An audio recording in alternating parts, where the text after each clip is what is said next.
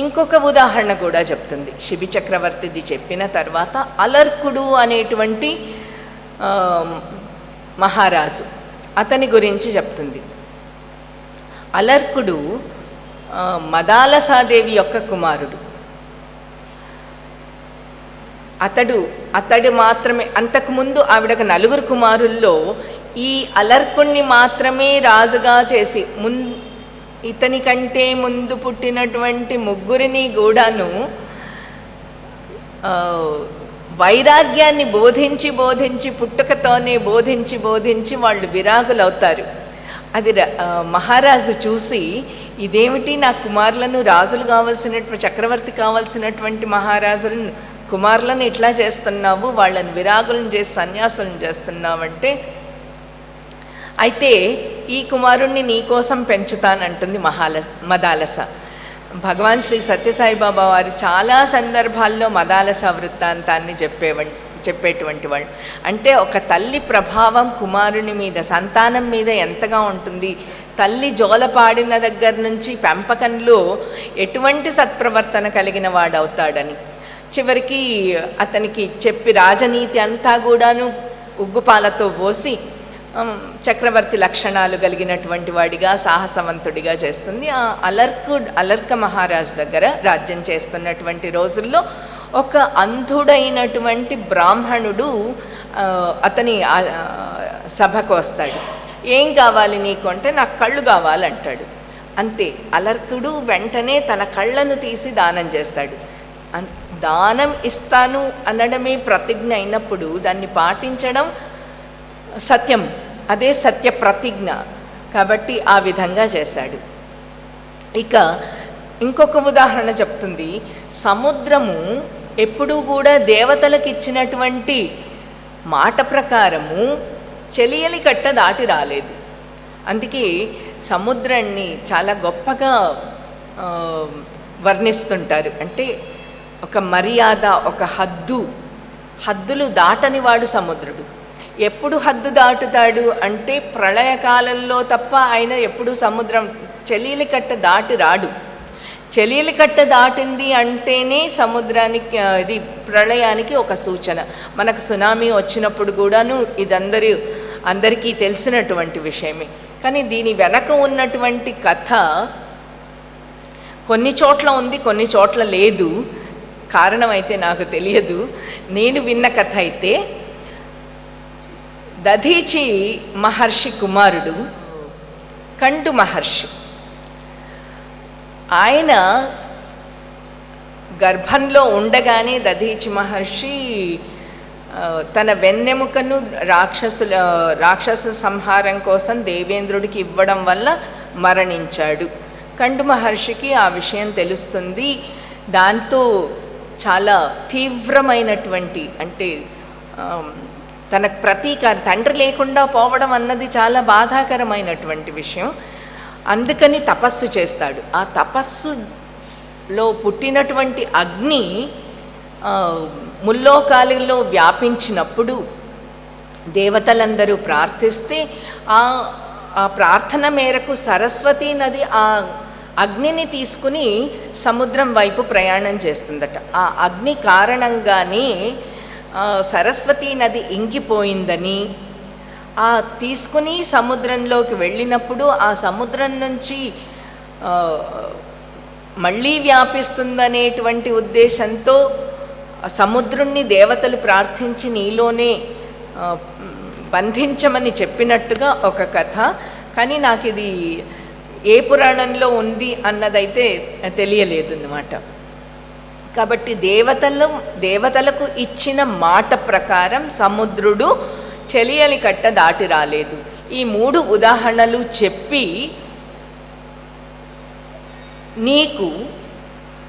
నువ్వు చాలా ధర్మాత్ముడివి కదా, సత్యసంధుడవు.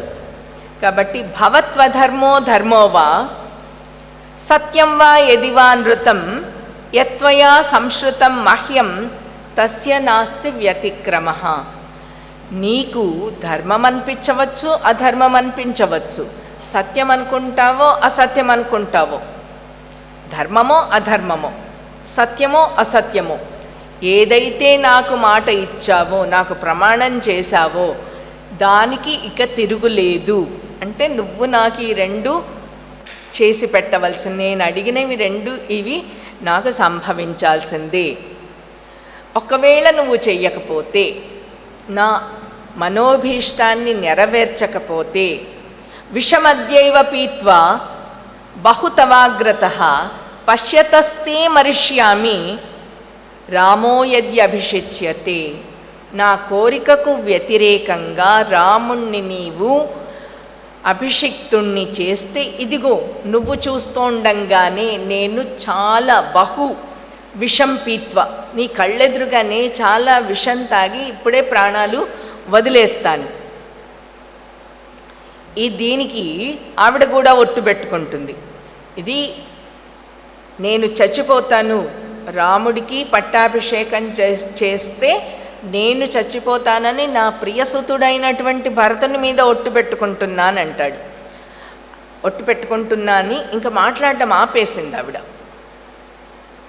దశరథుడు కాసేపు మౌనం వహించినాడు, కొంచెం నిశ్చేష్టుడైపోయినాడు, ఏం మాట్లాడాలో తెలియట్లేదు. మళ్ళీ మాట్లాడడం మొదలుపెట్టాడు. అందుకే ఈ సన్నివేశాన్ని, అంటే కైకేయి మనస్తత్వం బాగా తెలిసినటువంటి, అంటే అందులోని అంతరార్థాన్ని, అధ్యాత్మ రామాయణము మొదలైనటువంటి రామాయణాల ప్రభావంతో సంస్కృతంలో నాటకాలు రాసినటువంటి భాసుడు మొదలైనటువంటి వాళ్ళు కూడా కైకేయిని చాలా గొప్పగా చిత్రించారన్నమాట. భాస మహాకవి కైకేయిని గురించి చెప్తూ, అయ్యో భరతుడు తర్వాత కోపగించుకుంటాడు, ఎందుకు నువ్వు ఇలా చేశావు అంటాడు. చాలా కోపం వస్తుంది భరతుడికి తల్లి మీద. ఆమె కారణంగానే తండ్రి చనిపోయాడు, ఆమె కారణంగానే తన ప్రియ సోదరుడు అడవుల పాలయ్యాడు అని అన్నప్పుడు ఆవిడ, అంటే భాసుని నాటకంలో విషయం, ప్రతిమా నాటకంలో విషయం, ఆ రోజున మీ తండ్రి గారికి ఒక ముని శాపం ఉంది. కారణం ఏ విధంగా అయితే కుమారుడు మరణించారో అదే విధంగానే నీ తండ్రికి కూడా ఆ పుత్రవియోగం చేతనే మరణం వస్తుందని. ఈ విషయం తర్వాత దశరథుడు చెప్తాడు మనకు వాల్మీకి రామాయణంలో కూడా. అందుకోసం రాముడి క్షేమాన్ని గూర్చి నేను వనవాసాలకు పంపించానంటుంది అని కైక అంటుందన్నమాట. అప్పుడు భరతుడు, అయ్యో నీ గొప్ప మనస్సు తెలియకుండా నేను నిన్ను అపార్థం చేసుకున్నానని క్షమించమని అడుగుతాడు. అయితే ఈ కైకేయి విషయం వచ్చింది కాబట్టి మళ్ళీ కల్పవృక్షాన్ని ప్రస్తావించకుండా ఉండలేకపోతున్నాను. మంథర అంటుంది, మంథర ఉద్బోధ చేస్తున్నటువంటి సమయంలో కైకేయి అంటుంది, కైకేయికి రాముడంటే చాలా ఇష్టం కదా, రాముడంటే ఏమనుకున్నావే నువ్వు అని ప్రస్తావిస్తూ అతడు రాక్షస సంహారి అంటుందన్నమాట. రాక్షస సంహారం కోసం పుట్టినటువంటి వాడు అంటుంది. మంథర అంటుంది, ఏమిటి ఈ అయోధ్య నగరంలో రాక్షసులు ఉన్నారా, వీధుల్లో తిరుగుతున్నారా అంటే అప్పుడు స్ఫురిస్తుంది, ఓహో రాక్షస సంహారం కోసం రాముణ్ణి అడవులకు పంపించాలి అంటే. ఆవిడ ఈ రాముణ్ణి అడవికి పంపించడం అన్నది చాలా దుఃఖకరమైనటువంటి విషయం. అందుకే విశ్వనాథ సత్యనారాయణ గారు అంటారు, దశరథుడు దుఃఖవాచాలుడైనాడంట, కైకేయి దుఃఖ నిస్తబ్ద అయింది. అంటే ఇంకా మాటలు రావట్లేదు, ఆ దుఃఖంతో ఆవిడకు మాటలు రావట్లేదు. ఈయనేమో మాట్లాడేస్తున్నాడు. అంటే ఒక కోపం కానీ దుఃఖం కానీ ఉన్నప్పుడు కొందరికి ఆ ఉద్వేగాలు కొందరికి ఒకలా బయటపడతాయి, కొందరిలో ఒకలాగా బయటపడతాయి. కొందరు ఎక్కువగా కోపంతో బడబడా తిట్టేస్తారు, కొందరు కోపం వచ్చిందంటే మొహం చూపించకుండా వెళ్ళిపోతారు. వీళ్ళిద్దరు అట్లాంటి వాళ్ళు అన్నమాట. దుఃఖం. ఇంకా కైకేయి అంటుంది అక్కడ, ఎందుకు నీ కోపం వచ్చిందంటే, అయ్యో ఈ రాజు నా దుఃఖాన్ని కోపంగా చూస్తున్నాడే అనుకుంటుందన్నమాట. తర్వాత మళ్ళీ మాట్లాడడం మొదలుపెట్టాడు కదా, కైకేయిని తిట్టడము, తర్వాత రాముణ్ణి పొగడము, నీకు ఇట్లాంటి బుద్ధి ఎందుకు పుట్టింది అని తనని తాను నిందించుకోవడం అయిన తర్వాత ఇప్పుడు రాముణ్ణి అడవికి పంపితే కౌసల్యకి నేనేం చెప్పాలి, ప్రజలకేం చెప్పాలి అడుగుతారు. అంటే ఏ కారణంగా పంపించావు నా కొడుకుని అడవికి అని కౌసల్య అడుగుతుంది. రేపొద్దున ప్రజలు కూడా మా చేత మా అభిప్రాయాలన్నీ తెలుసుకుని రాముణ్ణి పట్టాభిషేకం చేస్తానని ఒప్పుకున్నావు, ఇప్పుడు ఏ కారణం చేత నువ్వు రాముణ్ణి అడవికి పంపించినావంటే నేనేం చెప్పాలి అసలు. అయినా కౌసల్య ఎంతో ఉత్తమురాలు, నాకు ఎన్నో విధాలుగా సేవలు చేసేది. అయినా అంటే ఒక భార్యగా, ఒక దాసిగా, ఒక స్నేహితురాలిగా నాకెంతో సేవలు చేస్తూ ఉండేది. అంత చేసినా ఆమెను ఒక్కరోజు కూడా ప్రశంసించలేదు. నీ కారణంగా, కేవలం నీ కోసం అర్హురాలైనటువంటి కౌసల్యను ఏ రోజు గౌరవించలేదు, ఏ రోజు ప్రేమ చూపించలేదు. తర్వాత అంటాడు, ఇప్పుడు రాముడు అడవికి వెళ్ళిపోతాడు, ఆ తర్వాత నేను ప్రాణాలతో ఉండను. రాముడి వనవాసం, దశరథుని మరణం.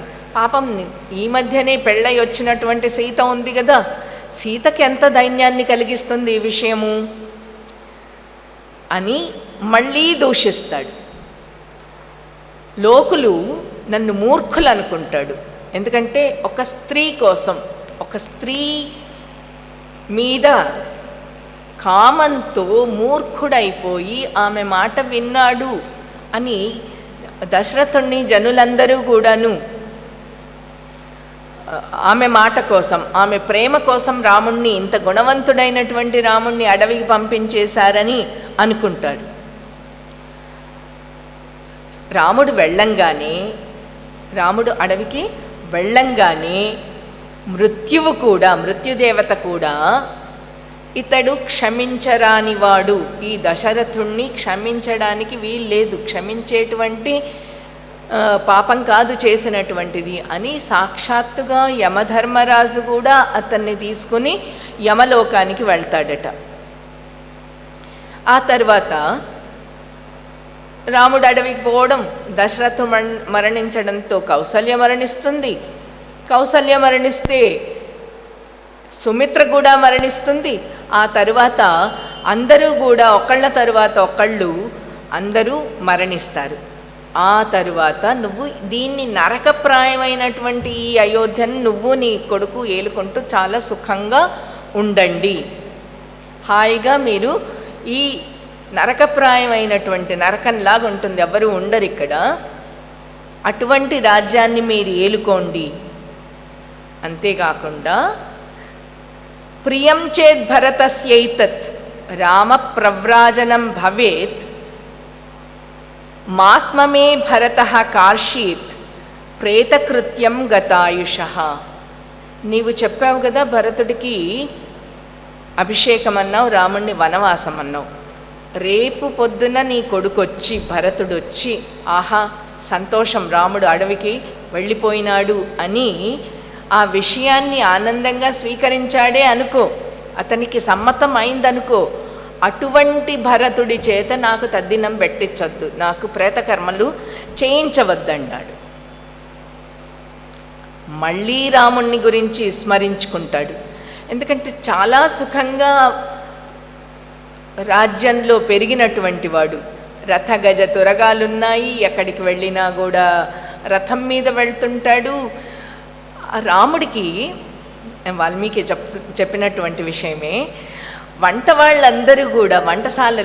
వాళ్ళందరూ రాముడికి నీకేది ఇష్టం అని అడిగి మరీ వడ్డిచ్చేటువంటి వాళ్ళంట.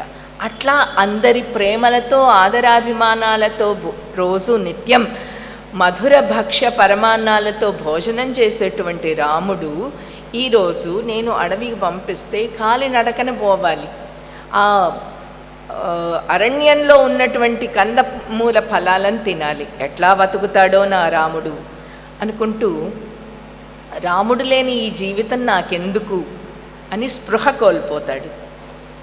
తర్వాత కాసేపటికి మళ్ళీ తేరుకుంటాడు. అంటే ఈ మొత్తం అయోధ్యకాండలో చాలా వరకు ఈ దశరథుని ఆవేదనే మనకు ఎక్కువగా కనిపిస్తుంటుంది. ఆ తేరుకున్న తర్వాత మళ్ళీ అడుగుతాడు, నేను ఇప్పుడు చనిపోయిన తర్వాత స్వర్గానికి వెళ్తాను. స్వర్గానికి వెళ్తే రాముడు కుశలమా అని అక్కడి వాళ్ళు అడుగుతారట. లేదు లేదు, కైకేయి సంతోషం కోసం రాముణ్ణి అడవికి పంపించేశానని చెప్పాలనా నేను అంటాడు. అంటే ఆ పైలోకంలో కూడాను నాకు గౌరవం ఉండదు, నేను స్వర్గానికి వెళ్ళినా అక్కడ గౌరవం ఉండదు అని మళ్ళీ రాముని సద్గుణాలను స్మరించుకుంటూ ఉంటాడు. పదే పదే పదే పదే ఆ సద్గుణాలను గుర్తు చేసుకుంటాడు. అంటే రాముడి పట్ల, రాముని గుణగణాల పట్ల దశరథునికి ఉన్నటువంటి ఈ ప్రేమ అభిమానము పదే పదే పదే పదే రాముణ్ణి స్మరించడంలో మనకు స్పష్టమవుతుంది. ఆ తర్వాత ఇంకా తెల్లారితే పట్టాభిషేకం. అందుకే రాత్రిని నిందిస్తాడు. నువ్వు ఈ రాత్రి అవ్వడం వల్లనే కదా నాకు ఇన్ని కష్టాలు వచ్చింది, రాత్రి కాకుండా ఉండుంటే బాగుండు, లేదంటే రాత్రి నువ్వు తొలగిపో, ఈ కైకేయిని చూడడం నాకు ఇష్టం లేదు అనుకుంటాడు. మళ్ళీ కైకేయిని బతమాలుతాడు. మనకి ఈ ఘట్టాల్లో మూడవసారి రాముడు నీ కాళ్ళు పట్టుకుంటానంటాడన్నమాట. మళ్ళీ మూర్ఛితుడైపోతాడు. మూర్ఛితుడై మళ్ళీ మాటికి స్పృహ కోల్పోతాడు, మళ్ళీ స్పృహ పొందుతాడు, స్పృహ కోల్పోతాడు, స్పృహ పొందుతాడన్నమాట. ఇప్పుడు కైకేయి అంటుంది, ఆహు సత్యం హి పరమం ధర్మం ధర్మవిదో జనాః సత్యమాశ్రిత్య హి మయా త్వం చ ధర్మ ప్రబోధితః. పెద్దవాళ్ళైనటువంటి వాళ్ళు, ధర్మవిత్తులైనటువంటి వాళ్ళు, ధర్మాన్ని తెలిసినటువంటి వాళ్ళందరూ కూడాను సత్యమే పరమమైనటువంటి ధర్మం, సత్యాన్ని పాలించడమే పరమమైనటువంటి ధర్మమని ధర్మాన్ని తెలిసినటువంటి వాళ్ళు చెప్తున్నారు. అందుకే ఆ సత్యాన్ని ఆశ్రయించే నేను నిన్ను ఈ పని చెయ్యమని ప్రబోధిస్తున్నాను. అంటే నీవు అసత్యవాక్ కాకూడదు అనేటువంటి ఉద్దేశంతోనే నేను నిన్ను ఈ విధంగా ప్రచోదిస్తున్నాను. మళ్ళీ కూడాను ఆ శైబ్యుని గురించి, సముద్రుని గురించి, అలర్కుని గురించి, ప్రతిజ్ఞ విషయంలో వాళ్ళు ఏ విధంగా నడుచుకున్నాడు అనేటువంటి విషయాలను గురించి ప్రస్తావిస్తుంది. సత్యమేక పదం బ్రహ్మ సత్యే ధర్మ ప్రతిష్ఠితః సత్యమేవాక్షయో వేదాః సత్యేన ఏవ ఆప్యతే పరం. సత్యం, ఇది చాలా ప్రసిద్ధమైనటువంటి శ్లోకం మనకు రామాయణంలో. సత్యం ఏకపదం బ్రహ్మ, సత్యం అనే ఒకే పదమే. ఎట్లాగైతే ఓం అనేటువంటిది బ్రహ్మ అని మనకు చెప్తారో, ఓమిత్యేకాక్షరం బ్రహ్మ అని, అదేవిధంగానే సత్యం అని ఒక పదం ఏదైతే ఉందో అదే బ్రహ్మము. అంటే నిరాకార బ్రహ్మము సృష్టికర్త అయినటువంటి బ్రహ్మ కాదు, నిరాకార నిర్గుణ నిరంజనమైనటువంటి పరతత్వం ఏదైతే ఉందో అదే సత్యము. సత్యమునందే ధర్మం ఉంటుంది. సత్యధర్మాలు రెండూ కూడాను పరస్పరము అవినాభావ సంబంధం కలిగినటువంటిది. ధర్మాచరణలో ప్రధానమైనటువంటిది సత్యం అయితే సత్యాన్ని ఆచరించడమే ధర్మం. అందుకే సత్యంలోనే సత్యమేవ అక్షయాః వేదాః, క్షయం లేనటువంటి యుగయుగాలుగా ఎన్ని యుగాలైనా కూడా స్థిరంగా ఉండేటువంటి వేదాలు ఏవైతే ఉన్నాయో అవంతా కూడా సత్యం అనేటువంటి దాని మీదే ఉన్నాయి. సత్యాన్ని ఆశ్రయించడం వల్లే జీవి మోక్షాన్ని పొందుతాడు. అందుకే సత్యం సమనువర్తస్వ, సత్యాన్ని నీవు పరిపాలించు, సత్యాన్ని ఆచరించు. యది ధర్మే ధృతామతి, నీకు నిజంగా ధర్మం మీదనే బుద్ధి ఉంటే, ధర్మాన్ని ఆచరించాలనేటువంటి అభిప్రాయం బుద్ధి ఏదైనా ఉంటే నీవు ధర్మాన్ని అవలంబించు. సఫలః స వరో మే అస్తు వరదోహ్యసి సత్తమ. నీవు ధర్మాన్ని ఆచరించేటువంటి వాడైతే నా వరాలు సఫలం కావాలి. అంటే నాకు ఇచ్చినటువంటి వరాలు ఏవైతే ఉన్నాయో వాటిని సఫలం చెయ్యి. ఎందుకంటే వరదహ, నీవు వరాలు ఇచ్చేటువంటి వాడవు. కేవలం నాకు మాత్రమే కాదు, చాలామందికి నీవు వరాలు ఇస్తుంటావు. రాజుగా మహారాజుగా వచ్చిన వాళ్ళందరికీ వరాలు ఇచ్చేటువంటి వాడవి. కాబట్టి నాకు ఇచ్చినటువంటి వరం సఫలం కావాలంటే, అంటే ఇక్కడ సాధారణంగా మనుషులకు ఇచ్చేటువంటి వరాలు వేరు, కైకేయికి ఇచ్చినటువంటి వరం వేరు.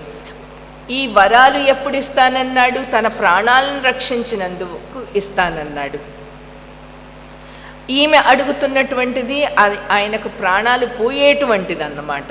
కాబట్టి ఇది ఒక ప్రత్యేకమైనటువంటి సందర్భం. నీకు నిజంగా ధర్మం మీద ఆసక్తి ఉంటే, ధర్మబద్ధుడు అనిపించుకోవాల్సి వస్తే నీవు నాకు ఇచ్చినటువంటి వరాలను పూర్తి చేయి. ధర్మం కోసమే నేను నిన్ను ప్రేరేపిస్తున్నానని మళ్ళీ మళ్ళీ చెప్తుంది. రాముణ్ణి అడవులకు పంపించమంటుంది. నువ్వు చెయ్యకపోతే ప్రాణాలు వదిలేస్తానని మళ్ళీ హెచ్చరిస్తుంది. వశిష్ఠుడు తెల్లారిపోయింది. ఇంకా దశరథుడు అన్నీ సంసిద్ధంగా ఉన్నాయి అనుకుని వస్తాడు. వస్తే ఎక్కడ అన్నీ కూడా అభిషేకానికి కావలసినటువంటి సంభారాలు ఏవైతే ఉన్నాయో అవన్నీ సంసిద్ధంగా ఉన్నాయి. ఎవరెవరైతే రావాల్సి ఉన్నారో వాళ్ళు జనపదులు, అధికారులు, పట్టణంలో నివసించేటువంటి వాళ్ళు మొదలైనటువంటి వాళ్ళందరూ కూడాను, సామంతులు అందరూ సిద్ధంగా ఉన్నారు. చూస్తే అక్కడ దశరథ మహారాజే లేడు, కనిపించలేదు. అదేంటి, ఇంత పుణ్యతిథిలో కదా మనం అభిషేకం అనుకున్నాం, ఇంకా రాజు కనిపించడం లేదే అని సుమంత్రుణ్ణి పిలిచి దశరథుణ్ణి తీసుకుని రమ్మంటాడు. దశరథుణ్ణి తీసుకురావడానికి సుమంత్రుడు వెళ్తాడు. అక్కడ ఆయనకు అడ్డంకులేమీ లేవు. చూస్తే ఇంకా దశరథుడు నేల మీద దొర్లుతున్నాడు. ఎక్కడో మంచి పట్టు వస్త్రాలు ఉన్నటువంటి పరుపు మీద ఉండాల్సినటువంటి దశరథుడు నేల మీద దొర్లుతున్నాడు. కానీ దశరథుడు ఏ స్థితిలో ఉన్నాడో పాపం సుమంత్రుడు చూడలేదు. అందుకే ఆయనకు ఒక వందిమాగధులు సాధారణంగా మహారాజులకు సుప్రభాత సేవలు చేస్తారు. ఈ సుమంత్రుడు కూడా అతని స్థితిని గమనించుకోకుండా, ఏ స్థితిలో ఉన్నాడనేది వంటిది తెలుసుకోకుండా, ఇట్లా నీవు మహారాజువు, దేవేంద్రుడికి కదా ఏ విధంగా అయితే సుప్రభాతం అవుతుందో ఆ విధంగా దేవతలు ఏ విధంగా ఇది చేస్తారు, సూర్యుడు ఎట్లా ఉదయిస్తున్నాడు, ఈ విధంగా అంతా కూడాను వర్ణిస్తూ సుప్రభాతాన్ని, మేల్కొల్పులను చెప్తాడు. సుమంత్రుడు తొందరపడుతున్నాడు. వశిష్ఠ మహారాజు సిద్ధంగా ఉన్నాడు, మీరు లేవండి లేవండి అని. అప్పుడు దశరథుడికి మరింత ఉద్వేగం కలుగుతుంది, మరింత దుఃఖం కలుగుతుంది, మాట్లాడలేకపోతున్నాడు. అప్పుడు కైకేయి కల్పించుకొని, రాముని పట్టాభిషేక వార్త కదా, అందుకు ఆనందంలో రాత్రంతా కూడాను దశరథ మహారాజు నిద్రపోలేదు, ఇప్పుడే నిద్రపోతున్నాడు, ఇప్పుడే నిద్రకు ఉపక్రమించాడు, నువ్వు వెళ్ళి తొందరగా రామచంద్రుడిని పిలుచుకొని రాపో అంటే ఆవిడనుకుంది. సుమంత్రుడు అనుకున్నాడు, ఓహో ఇదంతా శ్రీరామ పట్టాభిషేకం కోసమేనేమో నన్ను తీసుకురమ్మంటున్నాడు అనుకుంటాడు.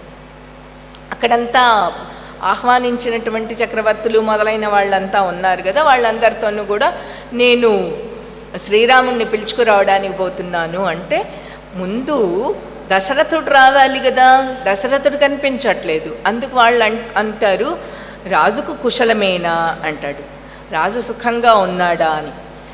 అయితే మీ అందరి తరపున రాజు గురించి క్షేమ సమాచారాలు కనుక్కొని వస్తానని సుమంత్రుడు మళ్ళీ వెళ్తాడు. అంతఃపురానికి వెళ్తే దశరథ మహారాజు అంటాడు, ఈమె చెప్పింది కదా, అంటే ఈ మహారాణి అని కానీ, నా ప్రియురాలని కానీ, కైకేయి దేవి అని కానీ అనకుండా, ఈమె చెప్పింది కదా రాముణ్ణి తీసుకురమ్మని, ఎందుకు తీసుకురాలేదంటాడు. అంటే రాజు ఆజ్ఞ లేకుండా నేను ఎలా చెయ్యగలను అంటుంది. అంటే అప్పుడు నేనే చెప్తున్నాను, నువ్వు వెళ్ళి శ్రీరామచంద్రుణ్ణి తీసుకుని వెంటనే వేగంగా ఇక్కడికి రమ్మంటాడు. అయితే ఆ దశరథుని పరిస్థితి చూసి సుమంత్రుడికి చాలా బాధ కలుగుతుందన్నమాట. అయినా ఇంకా చెప్పాడు కాబట్టి శ్రీరామచంద్రుణ్ణి తీసుకుని రావడానికి సుమంత్రుడు వెళ్తాడు. వెళ్తే అక్కడ వీధులంతా కూడా, భవనాలు, వీధులు, మనుష్యులు అంతా కూడా చాలా చక్కగా సంసిద్ధంగా ఉన్నారు. ఆ రాముడి మందిరం వైపుగా వెళ్తాడు. రాముడి మందిరం వైపుగా వెళ్తే అక్కడ అప్పటికే రాముడికి మేల్కొలుపులు పలికినటువంటి వాళ్ళు ఉన్నారు, వందిమాగదులు ఉన్నారు, ఆయుధాలు ధరించినటువంటి వాళ్ళు ఉన్నారు, భటులున్నారు, స్నేహితులున్నారు, వందల సంఖ్యలో అంతా కూడాను ఆ రాముడి ద్వారం దగ్గర ఉన్నారు. సుమంత్రుడు వెళ్ళేసరికి అందరు లేచి నిలబడ్డారు. సుమంత్రుడు అక్కడికి వెళ్ళాడు. వెళ్ళి శ్రీరామచంద్రుడు వచ్చాడన్న, సుమంత్రుడు వచ్చాడన్న సంగతి చెప్పమంటే వెంటనే ప్రవేశపెట్టమంటాడు శ్రీరామచంద్రుడు.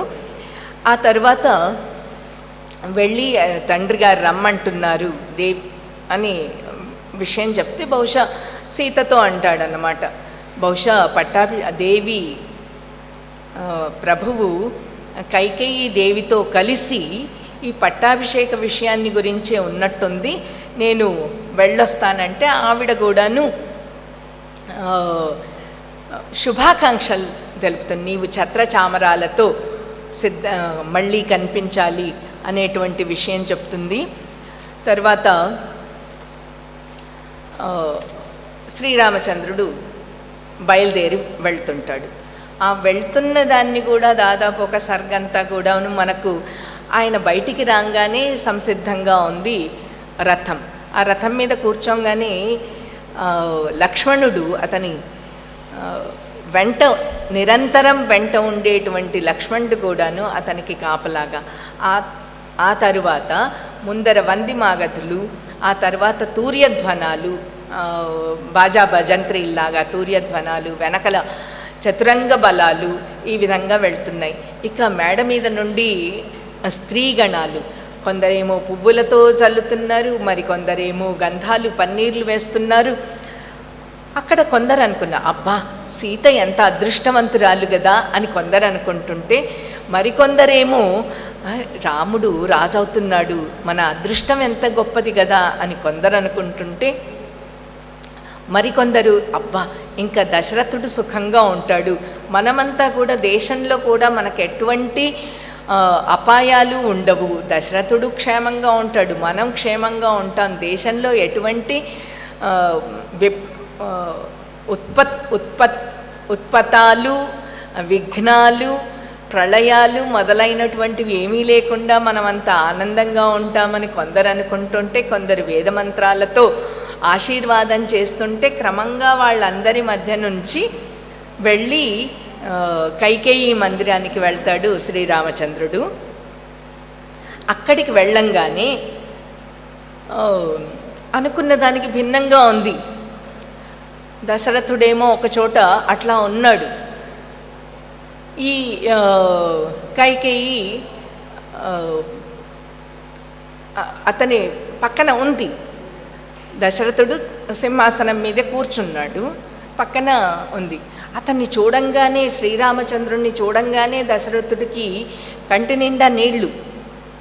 రామా అన్నాడు, అంతే, ఇంకొక మాట కూడా ఉచ్చరించలేకపోయాడు. రామా అన్నాడు. తర్వాత అమ్మా ఇదేం జరిగింది, ఇది ఎందుకు ఇట్లా ఉంది, ఎప్పుడూ కూడా నన్ను చూడంగానే మా తండ్రి గారు చాలా ఆనందపడిపోతారు, ఈరోజు నేను కాళ్లకు నమస్కారం చేస్తే కూడాను నన్ను ఆశీర్వదించలేదు, దగ్గరికి తీసుకోలేదు, నా ముఖాన్ని చూడలేదు, నాకు ప్రత్యభిభాషతే, నాకు తిరిగి మాట్లాడటం కూడా లేదు, ఏం జరిగింది, నా వల్ల ఏమైనా అపకారం జరిగిందా, నా వల్ల ఏదైనా అపకారం జరిగిందా? ఎందుకంటే ఎప్పుడు కూడాను ఎంత కోపం వచ్చినా, అంటే నా వల్ల కానీ మరొకరి వల్ల కానీ తండ్రికి ఏదైనా కోపం వచ్చినా నన్ను క్షమించేటువంటి వాడు, చాలా నన్ను చూడంగానే క్షమించేసి నన్ను ఆదరంగా దగ్గర తీసుకునేటువంటి వాడు ఈరోజు అసలు ఆ ముఖంలో కళాకాంతులు ఏమీ కనిపించట్లేదు. నా వల్ల ఏదైనా అపరాధం జరిగిందా? ఒకటి. తక్కిన వాళ్ళందరూ కూడా క్షేమంగా ఉన్నారా? భరతుడు, శత్రుఘ్నుడు, తక్కిన వాళ్ళందరూ కూడా మన బంధువర్గం అంతా క్షేమంగా ఉందా? లేదా నీవు ఏమైనా, తల్లివైన కైకేయి, నీవు ఏమైనా తండ్రి గారిని బాధ పెడుతూ ఏమైనా మాట్లాడావా? అంటే నా వల్ల పొరపాటు జరిగిందా, లేక ఎవరికైనా అనారోగ్యాలు విపత్తులు కలిగాయా, లేదా నువ్వేమైనా మాట్లాడావా? లేకపోతే తండ్రి ఇట్లా ఉండడు అనంగానే ఆవిడ అంది, ఏమీ లేదు, అంతా బాగానే ఉంది, నీ తండ్రికి కోపము ఏమీ లేదు, కాకపోతే ఒక సత్యాన్ని చెప్పడానికి నీ తండ్రి నీకు భయపడుతున్నాడు. సత్యాన్ని చెప్పడానికి ఒక విషయం, అది సత్యం, ఆ విషయాన్ని నీకు చెప్పడానికి భయపడుతున్నాడు. అంటే ఏమిటది అని, అయ్యో అమ్మ నేను ఆ విషయాన్ని చెప్తాను, మీ తండ్రి చెప్పలేడు కాబట్టి నేను ఆ విషయాన్ని చెప్తానంటే, అమ్మ నేను ఎప్పుడైనా మీ మాటను కాదన్నానా? తండ్రి మాట కాదన్నానా? తండ్రి మాట మీ ద్వారా వస్తుంటే నేను కాదంటానా? చెప్పండి అంటే కైకేయి అంటుంది, సరే చెప్పిన తరువాత నీవు ఆ మాటను నెరవేరుస్తానని నాకు మాట ఇవ్వాలి. ఎందుకంటే అది నీ ద్వారానే తీరుతుంది. తండ్రి ఇచ్చినటువంటి మాట నీ ద్వారానే తీరుతుంది. అంటే రామచంద్రుడు అంటాడు, అమ్మ తండ్రి చెప్తే నేను సముద్రంలో కూడా దూకడానికి సిద్ధంగా ఉన్నాను, నేనెందుకు కాదంటాను అంటే, అప్పుడు ఆవిడ జరిగిన కథ అంతా కూడా రామచంద్రుడికి మొత్తం, అంటే వరాల దగ్గర నుంచి ఉన్న విషయాన్నంతా చెప్పి, చూడు ఆ రోజు నాకు వరం ఇస్తానన్నాడు, ఈరోజు ఇయ్యకుండా ఏదో గతజల సేతుబంధనం, నీళ్లు వెళ్ళిపోయిన తర్వాత ఏ విధంగా ఆనకట్ట కడితే ఎట్లా ఉంటుందో అట్లా నిష్ప్రయోజనమైనటువంటి విధంగా మాట్లాడుతున్నాడు అని కైకేయి అంటుంది. అంటే శ్రీరామచంద్రుడు దానికి సంసిద్ధతను వ్యక్తం చేస్తాడు. అమ్మ నేను పూర్తిగా సంసిద్ధుడను, ఇప్పుడే భరతుణ్ణి రప్పించు, శీఘ్రమానయ భరతం అంటాడు. భరతుణ్ణి వెంటనే రప్పించండి, నేను ఇప్పుడే వనాలకు వెళ్తానంటే నువ్వు ఇప్పుడే ముందు వెళ్ళిపోవాలని కైకేయి అంటుంది. రాముడు అలాగే అని తండ్రికి నమస్కారం చేస్తాడు. ఇక రేపటి రోజు మనం శ్రీరామచంద్రుడు కౌసల్య మాత దగ్గరికి వెళ్ళడం మొదలైనటువంటివి రేపటి దినం ప్రస్తావించుకుందాము. మంగళం కోసలేంద్రాయ మహనీయ గుణాత్మనే చక్రవర్తి తనూజాయ సార్వభౌమాయ మంగళం. స్వస్తి. Thanks for watching. Please comment, like, share and subscribe our channel.